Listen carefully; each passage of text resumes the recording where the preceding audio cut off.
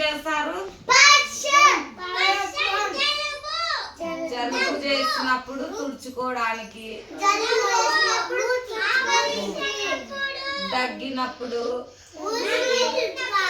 ఆవలిచ్చినప్పుడు దీన్ని ఇట్లా అడ్డం పెట్టుకొని రుమాల అడ్డం పెట్టుకొని దగ్గినప్పుడు తుమ్మినప్పుడు. ఎందుకు అడ్డం పెట్టుకోవాలంటే దీన్ని మనం దగ్గినప్పుడు లోట్లో నుంచి క్రిములు వచ్చాయి, సూక్ష్మ క్రిములు తెలుసా?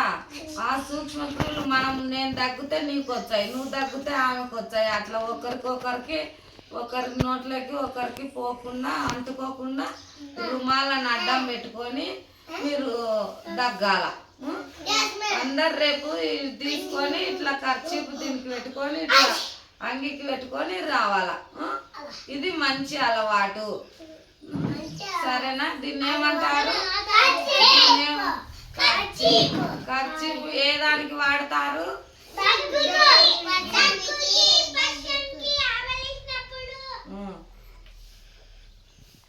వెరీ గుడ్, అందరు బాగా చెప్పినారు. క్లాప్స్ కొట్టండి, క్లాప్స్ కొట్టండి.